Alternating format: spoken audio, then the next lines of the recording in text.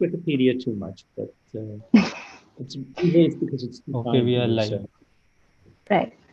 Okay. So, good evening, everyone. This is Kushi here, and we have Paul Levitz with us over here. So, a short introduction about him. Paul is a world-famed American comic book writer, editor, and executive. He was born on October 21, 1956. He has worked for DC Comics for over 35 years in a wide variety of roles and was the president of DC Comics from 2002 to 2009. He has received several awards for his contributions to the industry. He received an Inkpot Award at the San Diego Comic Con in 2002, the Bob Clampett Humanitarian Award at the San Diego Comic Con in 2008, and the Dick Giordano Hero Initiative Humanitarian of the Year Award in September 2013 at the Baltimore Comic Con. He was inducted into the Will Eisner Award Hall of Fame in 2019 at the San Diego Comic Con.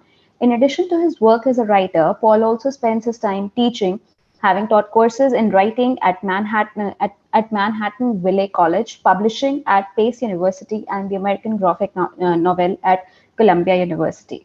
Now, about today's talk, Paul is here with all of us today to talk about science fiction. Science fiction is a field which intrigues almost every human mind, particularly the engineers. Just thinking about time machines and other such amazing technologies gives us goosebumps, isn't it? Writing science fiction is transcending time, the freest way to envision or visit our possible future, and Paul is here to dive with us into this realm. So, Paul, to begin with, what do you think are the effects of the introduction of technology into our lives? the world has changed in so many amazing ways in my lifetime. I'm old enough to be a child of the rotary phone dial and the idea of a long distance phone call. I was 7 years old, probably, when I went to the World's Fair that was held in New York. And one of the exhibits was this amazing device called a picture phone, which was larger than any computer terminal you're likely to have on your desk today, and sort of gave you the most horrible, grainy picture in theory of someone you were having a phone conversation with. And this was as far ahead as scientists could practically imagine. The idea that we would be sitting here having a chat carried over fiber optic cables that can take us anywhere in the world for nothing and carry essentially unlimited data, unlimited information to allow us to do this in real time was so far beyond the imagination of my childhood. But science fiction, that thinking about the what if, changes the world in the process. The most vivid one that I wanted to suggest as an example came out of someone who deeply loved Your Corner of the World, science fiction writer Arthur C. Clarke, who ended up settling in Sri Lanka for many years, late in his life. And in 1945, he envisioned this idea, which was completely radical, for the idea that there could be a geostationary communication satellite planted above that would allow world communication, thereby the GPS systems, thereby simultaneous television across the world, thereby a smaller world than we ever had before. Right. It's thinking about the what if in science fiction really lets us focus on human potential in a way that does in fact transcend time. We live in a moment. We know what our tools are. Is it a stone axe? Is it a creaky manual typewriter that you have to hit with a hard punch every time? Or is it this box of chips that's sitting on my desk as I'm talking to you that has True. more power than the mainframe I learned to program on when I was a young man? Um, how is that possible? That was the size of a room. This is the size of, well, a coffee cup. Um, But someone foresaw that. And that connection between science fiction and engineering and changing reality is a wonderfully powerful journey. Right. Okay. So that was actually very insightful. So moving ahead, what are some of the biggest challenges which you believe exist in writing science fiction? The biggest challenge at the moment is just how fast the future is rolling forward. Most of the science fiction that I wrote was a comic called Legion of Superheroes, which is probably the best remembered of the things that I wrote. And I wrote the best run of it from the end of the 70s to the end of the 80s. Well, you could envision then the possibility that there'll be a time when we can have holographic projections that are actually functional and useful. We'll have a time when we will have personal translators that we can just sort of chuck in our ear like a hearing aid, and they'll be able to handle one language to another as we travel the universe. But we imagine those things as being 1,000 years away. They're not quite there yet, but they feel imminent at the moment. We can see all of those technologies coming together. And if you have silly money to play with in a laboratory, you can probably do something to approximate it. I can't think 1,000 years ahead anymore. I can't begin to imagine what the potential of the world can be. I can imagine the sociology of 1,000 years from now a little bit easier, because if we're going to get to 1,000 years from now, we're going to have learned to live with each other, and we're going to stop this nonsense of othering different groups and competing on national or racial bases, because otherwise we'll blow the planet up and there won't be 1,000 years from now. But I can't figure out all the amazing things that will be available to us, or how long we'll live. Every time you open the newspaper, the metaphorical newspaper these days, the term now is about as obsolete as, well, I can't even think of an example of something that we call. You see another anti-aging idea come through. You see another change come through in that. I don't think I'm going to last long enough to get the benefit of them, but you might, Cushy. And certainly the young people who are listening to this discussion might get to, if not see 1,000 years from now, see a couple of hundred. I can't imagine that either. What can you do in a lifetime of 200 years where most of it you're hale, hearty, healthy, and able to do things effectively? That's a very different world. Will that benefit us in the arts, because people will have a greater portion of their time to spend just being purely creative, writing silly stories like I have, or making beautiful objects? Or will scientists have more time to learn and create things that accelerate the pace of change even more? Yeah, that actually does make sense. I mean, nobody can actually imagine 50 years before, nobody imagined that all of this was possible. So, yeah. Okay.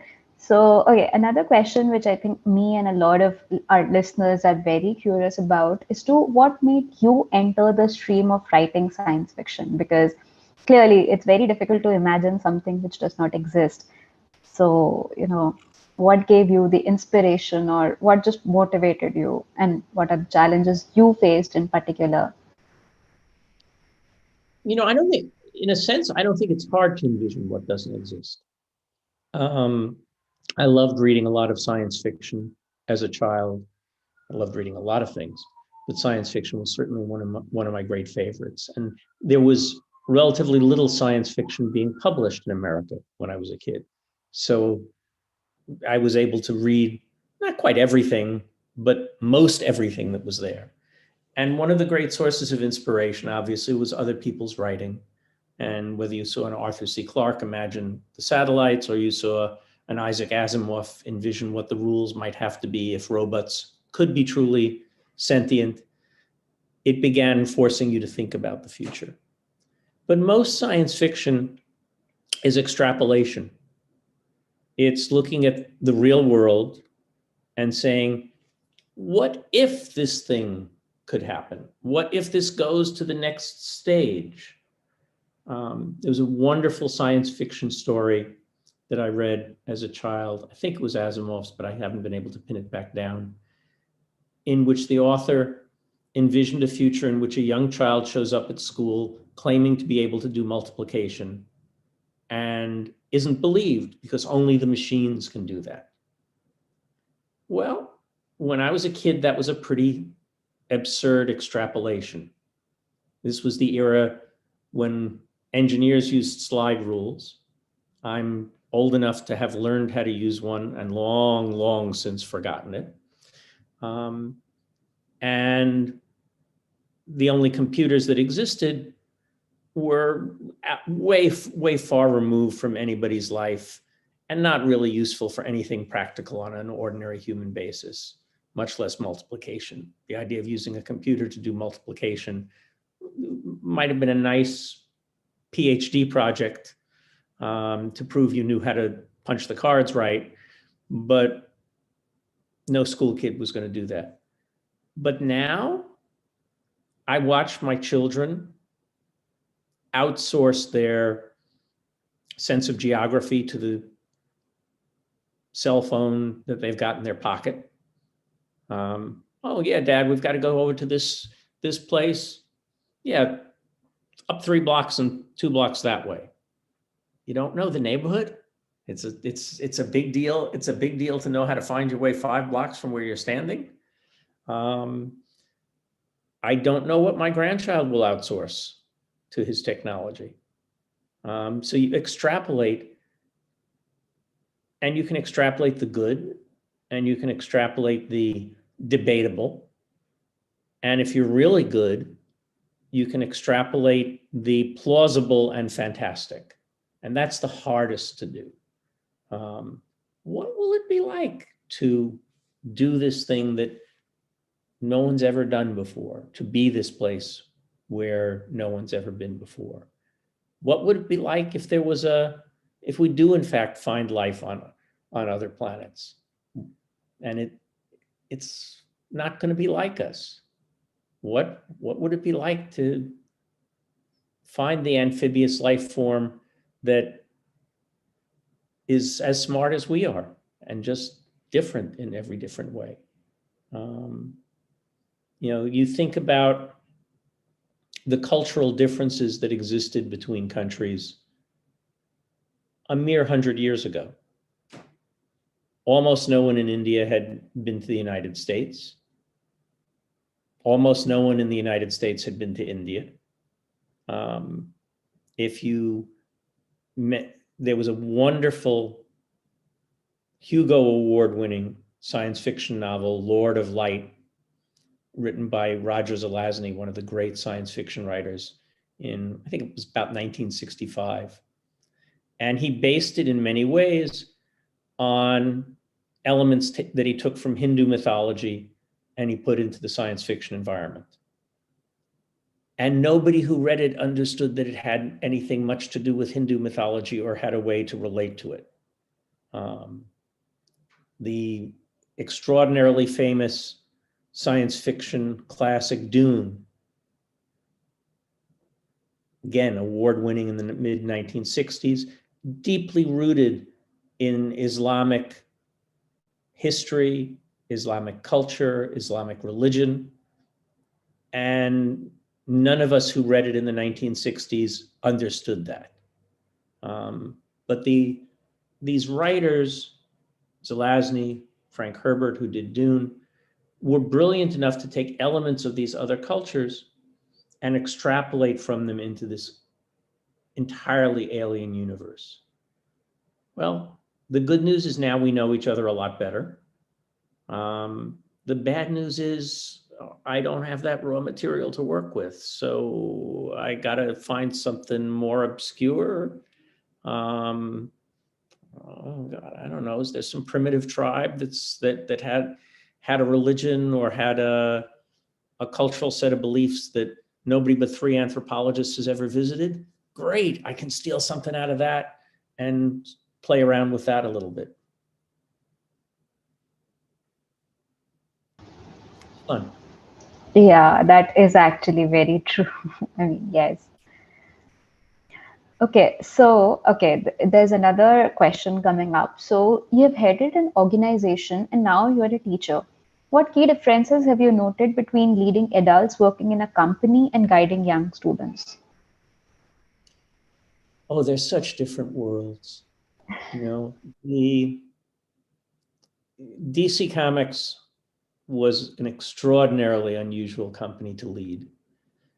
I used to describe it to our owners as a self-financing R&D operation.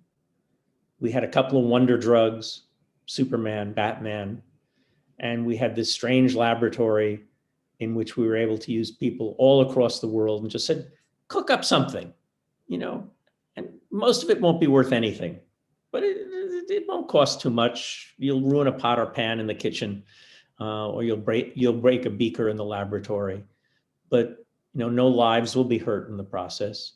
Doesn't require human testing, other than giving it to people to read and seeing if it works. And here and there, we came up with a new wonder drug. Watchmen, Sandman. I mean, we tried literally hundreds during the years I was there, most of which are forgotten by most people, and justifiably forgotten. But a handful reached out and touched people's lives, and an even smaller group became the wonder drugs that will propel that company now and for years into the future.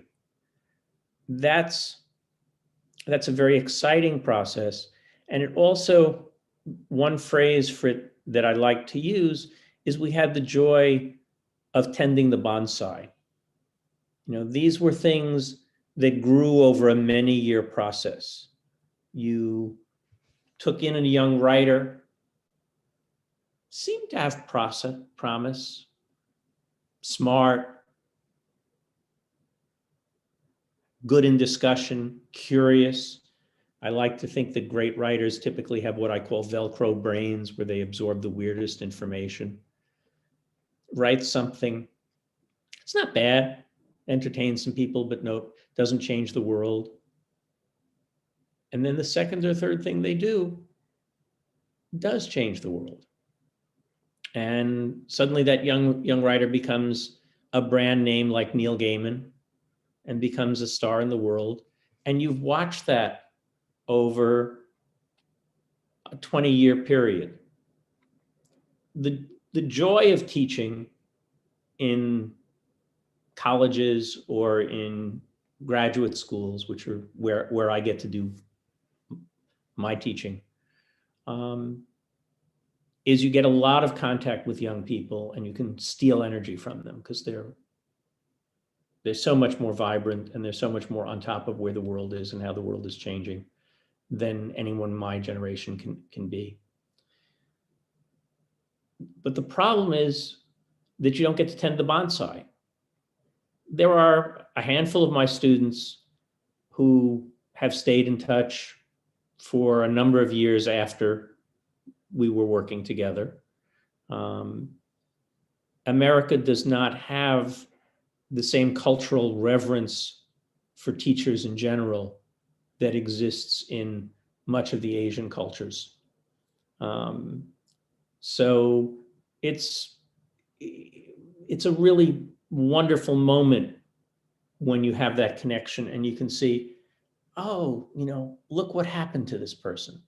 On the other hand, you didn't get to water them and to clip the branches for the 30 years. Maybe you got to give them a little bit of advice again along the way because they caught you for lunch and said, I've got this problem or this situation or this idea.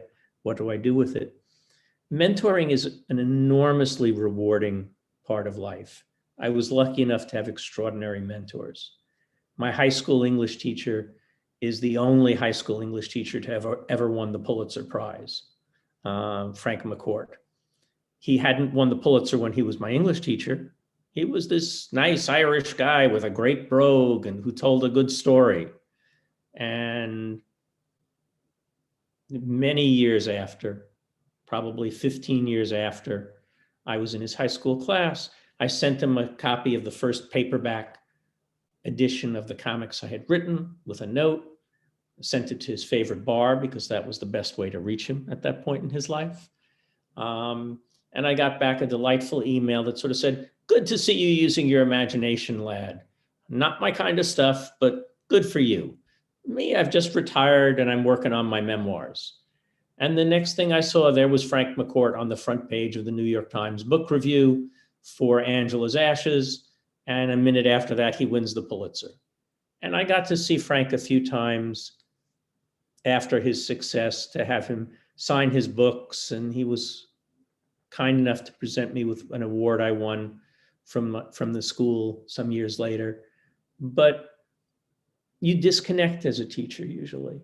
And that's the downside. It's wonderful in the classroom. Just, I'd like to know the ends of the stories. Those kids were pretty cool first chapters. What happened?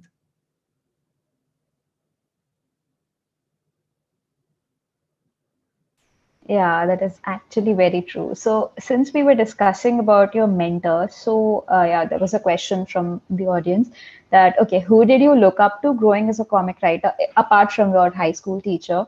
And what sort of things do you recall learning from your mentor? So, there's a lot of ways to learn from mentors. When I entered the comics business, my first staff job was as an assistant editor at DC. And there were 3 full-time editors in the company at that point. One of them was a man named Joe Orlando, who had been an artist for EC Comics on the great things like Tales from the Crypt. He'd worked for Mad Magazine, and he had done extraordinary commercial work on things from covers of major magazines like Newsweek to children's books starring the Sesame Street characters. And from Joe, I was able to learn a tremendous amount about how to inspire creative people, how to get people to do their best work.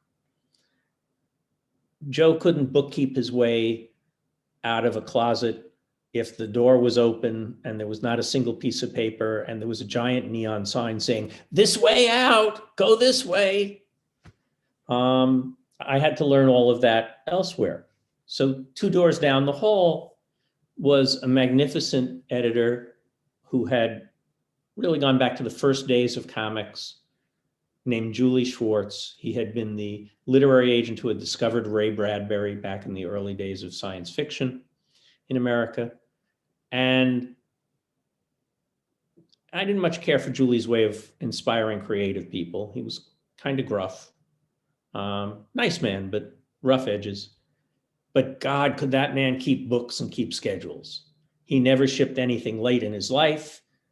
He had 50 years of his schedules neatly organized in his desk in one binder.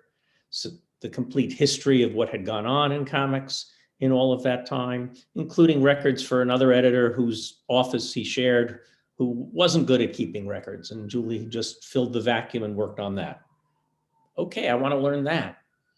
And in between those 2 offices was a third editor, a man named Murray Boltnoff, who was probably a more commercial editor than either of the other 2. His books sold very well, but he wasn't very happy at that point in his career. Had some family issues that were burdening him as well. And he treated his creative people horribly. And I learned what not to do. If I ever see myself doing what he's doing, I'm going to shoot myself. There's another trick to mentoring that I learned from a wonderful friend who's actually of Indian descent, and just won a Grammy about 2 weeks ago here in New York for his work as the producer of Jagged Little Pill, a Broadway musical based on Alanis Morissette's work. Vivek Tiwari came up with this idea of finding a historical mentor. He said, you know, your mentors don't need to be living people. You can find someone who existed in history, who accomplished things that you believe in, that you think can teach you lessons. You have to work hard with a historical mentor. The good news is they can't hang up on you when you call them, but the bad news is you can't easily have a conversation with them. So you have to find the people who knew them. You have to find maybe what they wrote. You have to find their real history. And he got fascinated by a man named Brian Epstein, who had been the manager of the Beatles. And Epstein was a gay man in England in the days when it was seriously illegal to be gay. He was a Jew in England when that was, if not the equivalent of being a Dalit. I don't know if I'm pronouncing that right, but I think close. It was not a very acceptable thing to be. And he was growing up in a city called Liverpool, which was an awful place to grow up. And despite those handicaps, he managed to discover the Beatles and turn them into a world phenomenon. So Vivek learned everything he could about him, interviewed every person who was still alive who had anything to do with him, ultimately wrote a great graphic novel called The Fifth Beatle about him, and is working on converting that into a TV miniseries or a film. But that idea of a historical mentor is, I think, a good tool to think about. Most of our mentors occur by accident. My strongest mentors, Joe Orlando, who hired me, I think because I was the first warm-bodied person who walked past his office after the last guy quit, because I was only a 16-year-old kid and there was no sensible reason to hire a 16-year-old kid. Jeanette Kahn, who arrived at DC a few years after I did as a young woman, brilliant, unconventional, and a great moral leader who helped turn around the comic book industry. These were great personal mentors, but they came into my life accidentally. I didn't seek them out. McCourt, because I hadn't liked the other English teachers at my high school. So this was the new guy who had just arrived. He can't be as bad as those old idiots. And he turned out to be amazing. But you can look for a mentor. You can pick up the phone and call someone. You can email someone. We're such an interconnected world, and say, spend time with me, help me. Vivek, when he was developing the Fifth Beatle, tried to sell it to DC. The deal that we had available was not an appropriate deal for him at his stage of his career.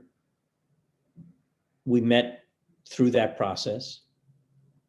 Every comic convention I attended after that, I got an email from him saying, are you going to be there? Can you give me 15 minutes? I'll buy you a soda. There's something I want to show you. There's a question I want to ask you.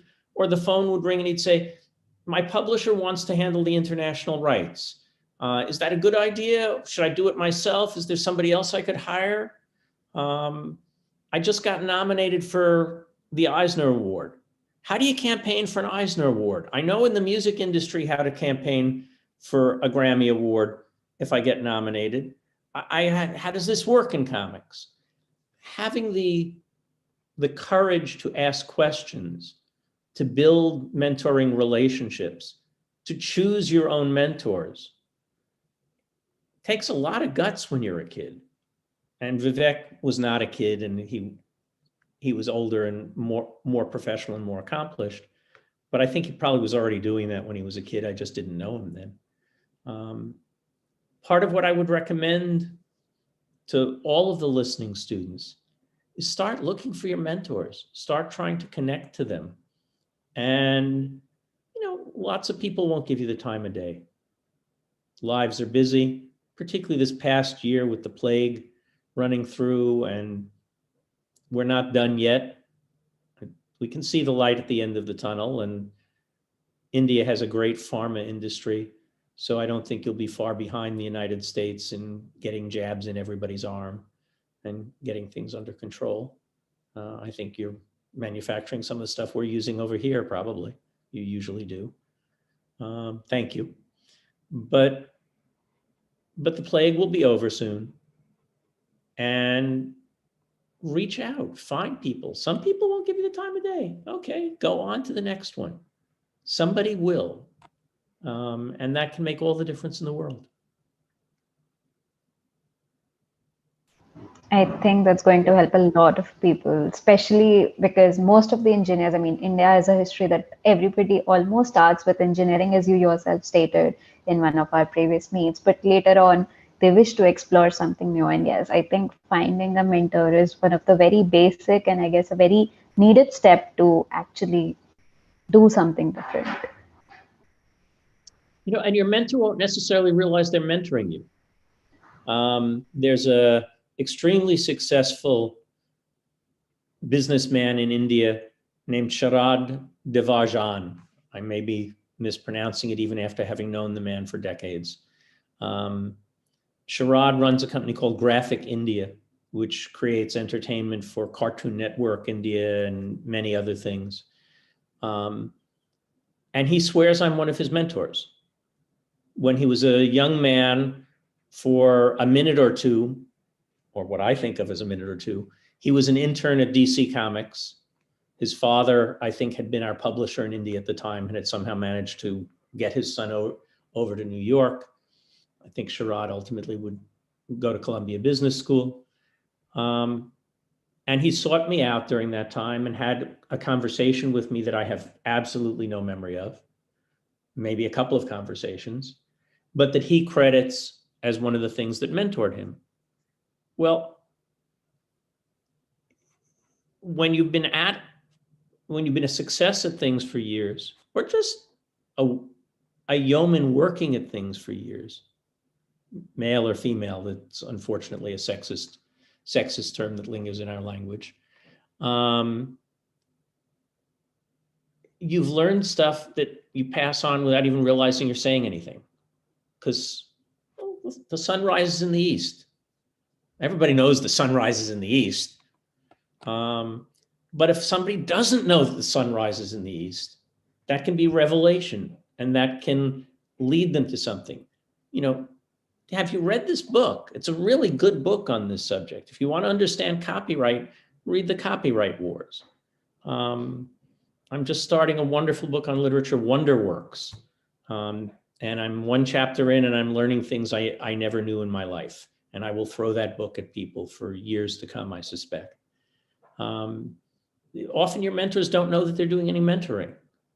But if you can connect with them, it improves the odds. One of the things that I think makes that even more important in India is the rapid rate of change you're going through. It's a different thing to find a mentor if your family has a dozen people in it who have professional jobs in the field you want to do. There were no professionals in my family when I was a child. I'm first generation American. My mother came over from Poland between the world wars. My father was first generation, was born here, son of a plumber. She managed to graduate college, unusually for a woman in her generation. He had not, but neither of them had ever worked a meaningful professional job. None of my aunts and uncles worked any kind of professional job. Nobody on the street where I lived worked a professional job. The professionals I knew were the doctor that I was taken to for 2 minutes for a checkup, or the dentist. The first physical office I set foot in was DC Comics when I was 13 or 14 years old, and I took a tour there. I suspect that a great deal of India is full of people in that same situation. And that makes it all the more important to reach out and find mentors. My children don't have any of these problems. They went to top colleges, two of them to vastly better schools than I had accessible to me. Yeah, the other one wasn't so much interested in school. He liked the creative fields, and he's done fine. He's been working for Channing Tatum for the last batch of years, and he's now an associate producer having a great time. But those kids grew up with a network around them of peers who could help teach them. Most of the attendees of Technex will have that advantage.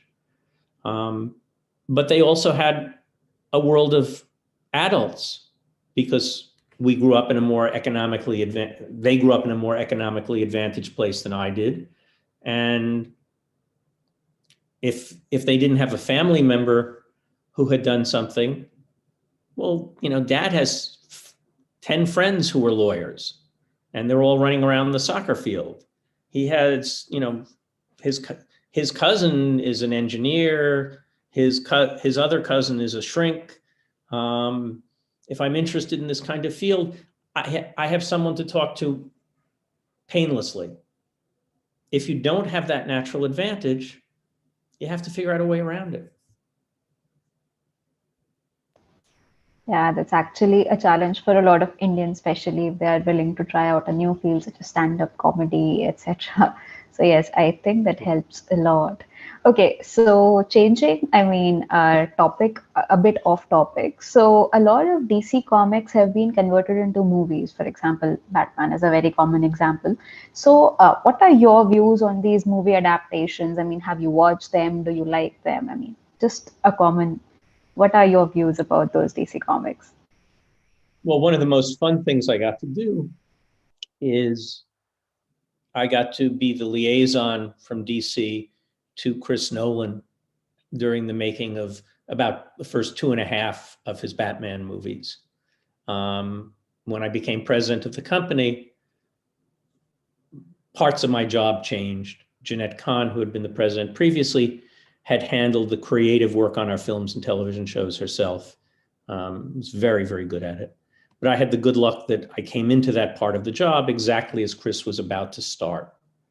And so I was on set frequently. I was discussing the script ideas with Chris and his writers. And he's so smart. His brother Jonah as well, who wrote some of the material and who's gone on to be one of the co-producers, co-showrunners of Westworld, along with his wife, Lisa Joy Nolan. These are just extraordinarily smart human beings. And I remember sitting one evening on the porch with Chris and Jonah, and they were basically debating internet, good for the world or bad for the world. And this is 20 years ago, and just, this is not the normal dinner table conversation of your average human family. I had very little constructive contribution to these films. I'd like to think I made a little bit, but the phone would ring, and it would be Chris on the phone, and it's, Paul, what's the word that is to oh God, I'm blanking. I'm sorry, I'm blanking on the story. I'll move on to another one. They want me to do more with Bruce Wayne's relationship with his father. Can you send me the best Batman stories dealing with Bruce's dad? I'll send them. They're not very good. But I tell you, Chris, from my point of view, I think Bruce Wayne to his father is Theodore Roosevelt to his father. Theodore, there's no reason for Indians to have grown up on enough American history to do more than vaguely recognize the name Theodore Roosevelt. But Theodore Roosevelt, as a young man, was a successful politician from a wealthy New York family. And he comes home one day, literally, to find that on the same day, his wife would die in childbirth with their first child. And his mother, who he loved dearly, would die on the same day. It's 100 years ago, disease was much more out of control. He freaks out, leaves New York, goes off to some of the roughest territory in America, what were called the Dakota Badlands at the time, becomes sort of a cowboy, builds himself up tough, goes chasing people who would rustle cattle in it, comes back to New York, serves as the police commissioner, and would ride around on a bicycle in the middle of the night to wake up cops who were sleeping on duty. All this before he would end up becoming president. Kind of a little bit Batmanish. Well, in fact, his father was a major force in New York City for good and founded things like our Museum of Natural History, something called the Children's Aid Society, which was one of our first charities to take care of poor and destitute children. But it was all done by checkbook good deeds. So to me, that was a parallel back and forth between the two. And I said, so that's how I see it, Chris. I'll send you a book about it. You know, wonderful historian named David McCullough wrote a great book, Mornings on Horseback, about Roosevelt. It's an easy way into a very complex life. To be able to have those kinds of conversations was terrific. I think what Chris did really were the most sophisticated movies done around the idea of comic book characters. There have been some other wonderful ones. I've tremendously enjoyed some of the great Marvel movies. The stuff that Kevin Feige has supervised there is brilliantly done. I wish I had demonstrated a fraction of the skill that he's got when I was working on the DC movies. Zack Snyder's work on Watchmen, although not as commercially successful as Chris's, I think was a true work of art, adapting a property that had frustrated many great directors previously.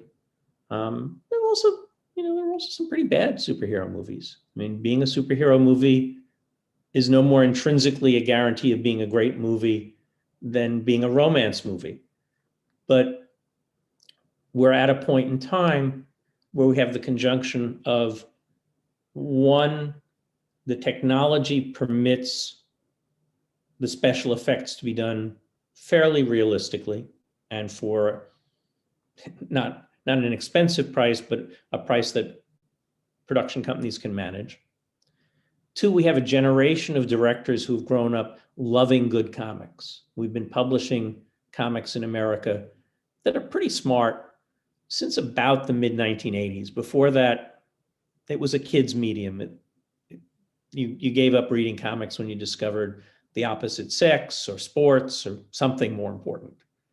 By the mid-80s, there was some stuff worth hanging around for. And those kids, some of them grew up to be great directors and great screenwriters. And third, the economics of the film business have changed so that the studios have a tremendous incentive to create these very expensive event films that can play worldwide because we're interconnected in the ways we talked about earlier on. So all that came together perfectly at the time Chris was beginning his work. And it was so much fun, to get the phone call. Can you come over to England tomorrow? I'm filming Wayne Manor, and I'd just like you to take a look at what I'm doing. Sure, Chris, I'll get on a plane tonight. That's fine. Got nothing better to do. And just such great fun to play with. And he's just so smart and so courageous as a creator, and had so many terrific people working with him. That sounds actually very much fun. I mean, yeah, we get to have so much fun just watching the movie. So being a part of it must have been a lot of fun. Right. Okay. So making a movie is a lot of work. So there are certainly days when you're standing there, watching someone do the same talking scene 14 times over. But on the other hand, standing there chatting with the actor before they begin their role, and they're psyching themselves up for what they're going to do, and you're just having a nice chat with this young guy. He lives in the same neighborhood as your daughter. Maybe he'd like to use your daughter as a babysitter, and then he slips on the mask for the Joker, and that's a moment I'll always remember now. Sad, bittersweet and sad, but very cool. All right, that's actually wonderful. So, yes, it's a very interesting question which has just come up. So, even I am curious about this one. So, there's a condition known as a writer's block, and several writers go through this phase. Have you ever experienced this? And if so, how did you deal with such a phase?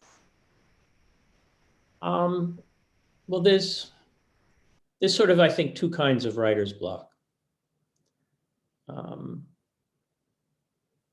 A lot of what I've written is, I'll call professional or commercial writing, not artistic writing. You really need to do this by Friday. And if you don't do it by Friday, it just doesn't happen. When you're working on things like that, you can't afford to have writer's block. So you do the best you can that day and you get going. And if it's not coming naturally, the best things I found were either reading other people's work that inspired me, going and reading a chapter of a favorite novel that, or a run of a comic that had some of the sensibility of what I was looking at. And that would usually work for me. But there's also work that really comes from pure inspiration. And I've not done much of that in my life. I haven't risen to that kind of level. That's more vulnerable to writer's block. What you need to do for that, in either my experience or what I've had as conversations with my friends, is you have to let the back of your mind go to work. Because really, you have a co-processor back here. Your subconscious mind is so active.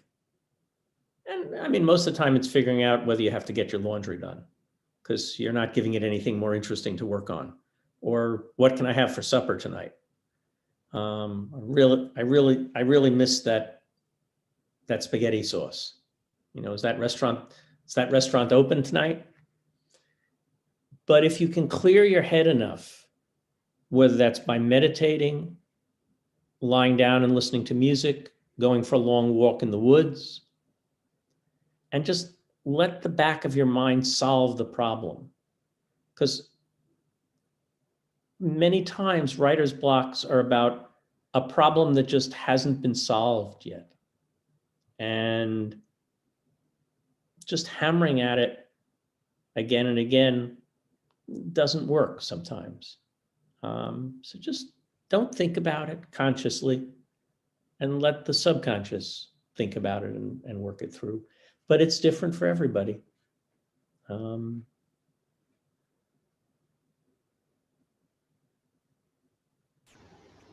Yeah, okay. So, okay, that's actually something for at least those who are willing to go in the literature field. All right. So another question. I mean, this is something that I was also very curious about. That coming back to science fiction, since we started off with science fiction. So, what are the unique opportunities you believe for India that exist in the field of science fiction? I mean, we understand that you do not have much insights as to how Indians function or something. But yes, from your experience, from your interactions with Indians, as you stated earlier, what do you think are the unique points which exist, which may benefit India or which may not be beneficial for India in this particular domain of science fiction? That's a great question, Karushi. I think there's a couple. First and foremost is the fact that you're comfortable working in the English language. Not that English is a better language, although it's a good language to write in because it's a bastard language. It's cobbled together out of so many different languages that it has more synonyms or near synonyms to work with, which is a great blessing for a writer. But most important, it's the largest language of cultural export. If you write a brilliant science fiction novel in Chinese, there's a wonderful one that got world acclaim a couple of years back, The Three-Body Problem. I'm forgetting the author's name, I apologize. Somebody has to translate it for it to be read anywhere but China. More people in more places read English today than probably any other language. There's an enormous number of people who read Chinese, but basically only in China and one or two countries closely attached to China. India has the blessing and curse of, 70 different languages running around on the subcontinent. But the vast majority of educated Indians are perfectly proficient in English. So that helps. The second advantage is you have a strong local publishing industry, lots of companies there, and a fairly modest cost base so far. Printing is inexpensive. There's not a lot of expensive marketing being done. So it is probably possible to be a successful author in India with less investment on the part of the company. So hopefully they're taking chances on more new writers. But most important, I think, is the same advantage that India brings, I think, to almost everything right now.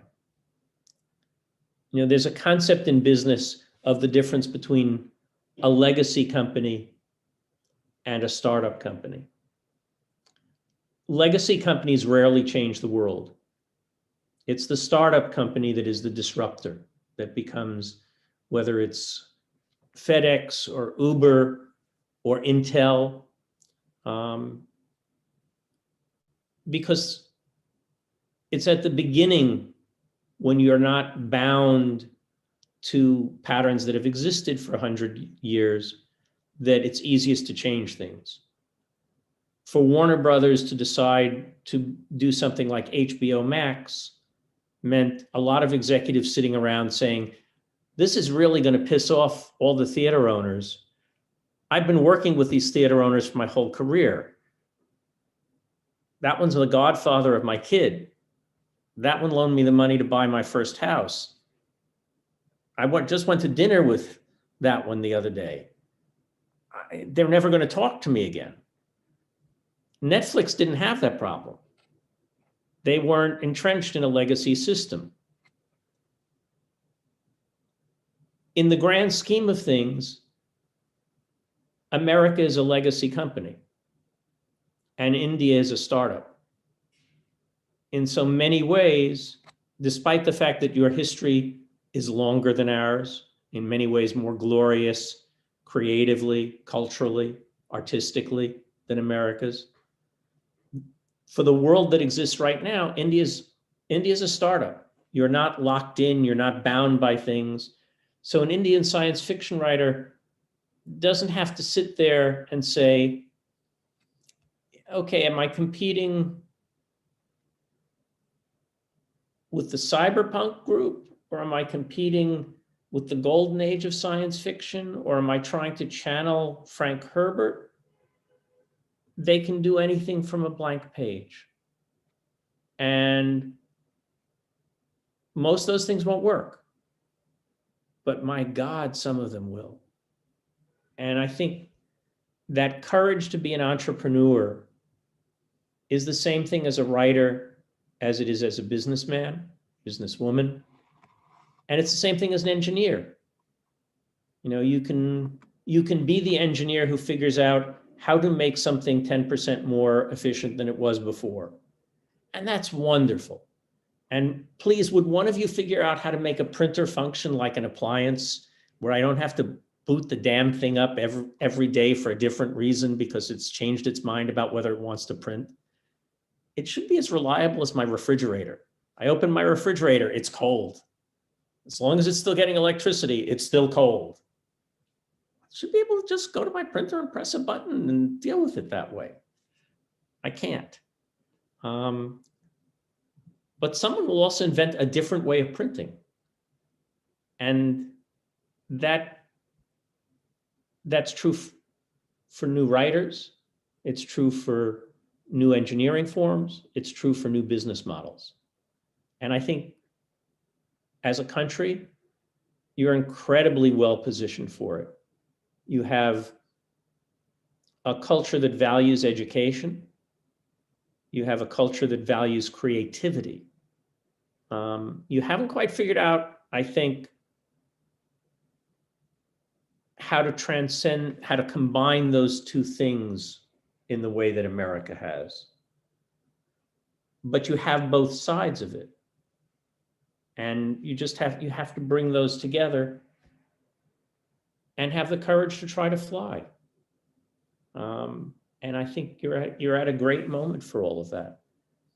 We had a guest speaker, it has to be 15 or 20 years ago, at a Time Warner corporate executives meeting.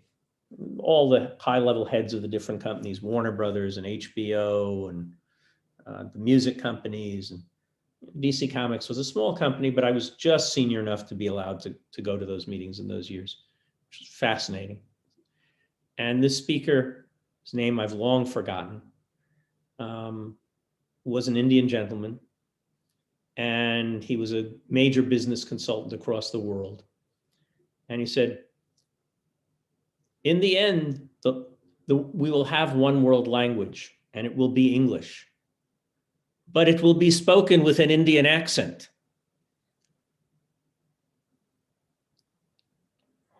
I'm not betting against him.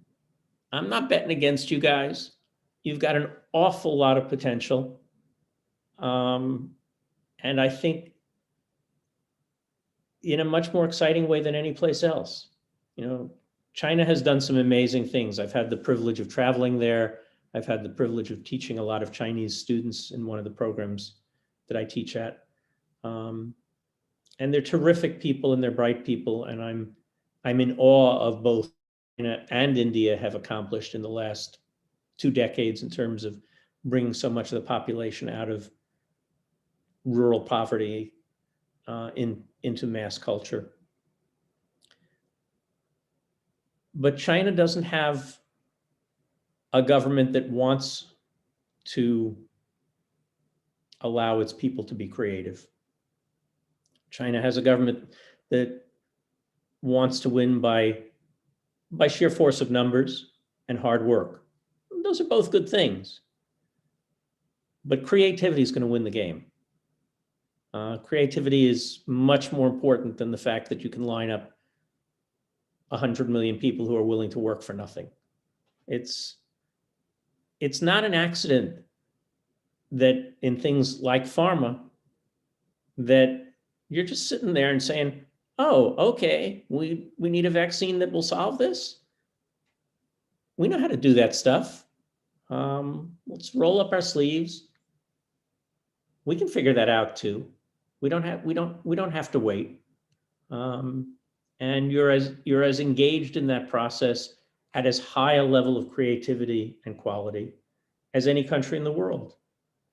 And that's the challenge for, I think, the young people who are listening, to take that kind of set of skills and bring that courage and that engineering discipline to fields beyond engineering and beyond STEM.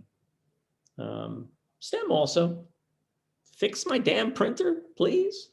Get me a better one. But change the world. It's going to be a different place in the mid 21st century. You can shape it.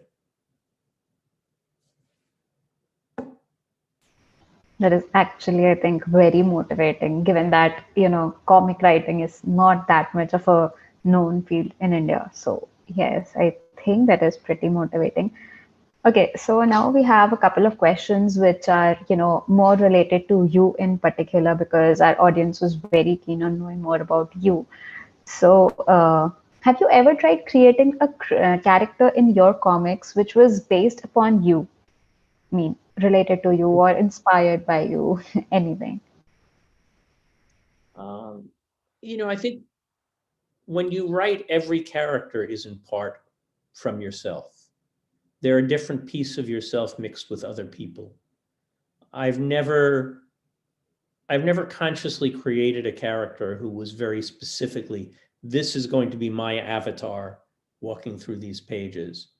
But there's little bits of me in a bunch of the characters that I've done over the years, including characters that existed before I wrote them, but just my vision of who they were had a lot to do with how I saw the world.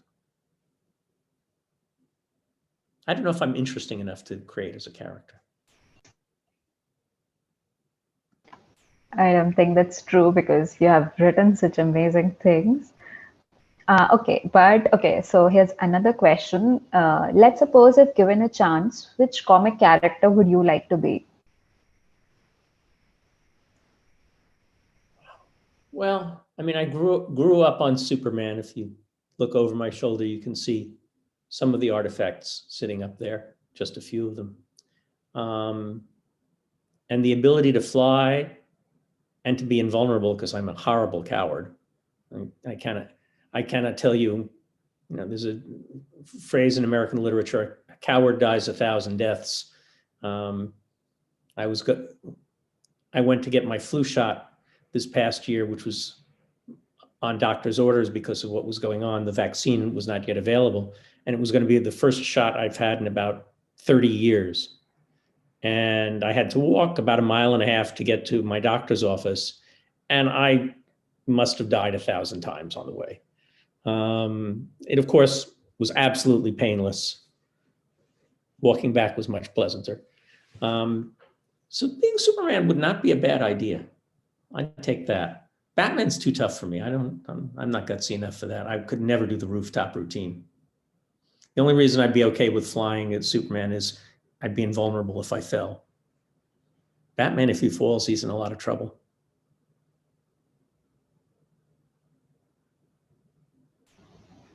Right, that's actually, I think, Superman is the ultimate favorite of a lot of people. We have another question from, I think, someone who is a fan of both Marvel and DC. So, as a comic book writer yourself, how do you feel your writing style differed from that of writers like Stan Lee or Jack Kirby? I think more of my writing style actually relates to Stan's than it does to many of the DC writers. Stan and Jack were both friends of mine, as was Steve Ditko, who was really the third of the great Marvel pantheon. I grew up reading more DCs than Marvels, but I have the first 30 years of Marvel on the shelf. And when I was learning to write comics, the best written superhero comics of that time were the Marvels. A lot of the specifics of my style, and I've said this in print many times, really come from studying Roy Thomas channeling Stan Lee. Roy took Stan's style and kind of used a more disciplined plotting structure for it on his run on the Avengers. And that was my textbook, decoding all of that. One of these days I'll get to write some Marvel comic. We'll see. Then you can judge me on whether I can pull it off fully. Oh, of course. So now it's been over an hour. So as we're planning to wrap up, any special message do you have for all the listeners? Anybody, I mean, for engineers in general, or just something. Besides, fix my printer. Figure out a better way to make one. Your theme is transcending time. And in a sense, our lives transcend time. If we spend them well, you'll transcend the time that you came into. Leave the world a better place. You can leave the world a better place by how you treat other people in very small ways on a daily basis. You can do it by teaching someone who will go on to change the world in ways you didn't. You can do it by writing a story that changes somebody's life. I've had moments at comic conventions where someone will come up to me and say, that story you did about Wildfire and Dawnstar, That got me through high school. That's a story about a guy who didn't have a body and a gal with wings. I don't think I want to know how that got you through high school, but I'm really glad it did. I didn't say that out loud. Have courage, and you can transcend time. You can do something that will outlast your lifetime. You're seeing it around you every day. You're in a perfect place at a perfect moment to do that. Things are getting better in India at a pace maybe that's never been matched at any time in history, other than really what's going on in China at the same moment. Take advantage of that. You've got a running start. There's a Hebrew phrase, I'm Jewish, tikkun olam, heal the world. It's considered to be sort of one of the most basic commandments God has given us. I'm not a religious person. I respect all different religions as long as they're not too organized. But I think all of the great religions, all of the great philosophies of the world share that kind of sentiment. If we're here for a reason, it's to make things better. Get to it, make things better. And remember my printer. Keep that on the list. Definitely, Eric. Definitely someday. Probably one of our listeners will definitely go ahead and fix your printer. So yes, Paul, it was an overall very amazing session talking to you and getting to know more about you, about your work and everything you do in general. So it was amazing to have you here, and we hope you had a time as good as we had. And yes, thank you. Thank you very much, Lucy. This was delightful, and I'm sorry I'm not there in person, and I'm certainly sorry for the fact that we have to do these things on Zoom and you can't have the benefit of the speakers being Hopefully present. next year. But I'm very grateful for the fact that Zoom exists, so I was able to do this. And that's somebody else who fixed the world. Yes, Okay. thank you so much, Paul. Thank you. Have a good day. Thank you.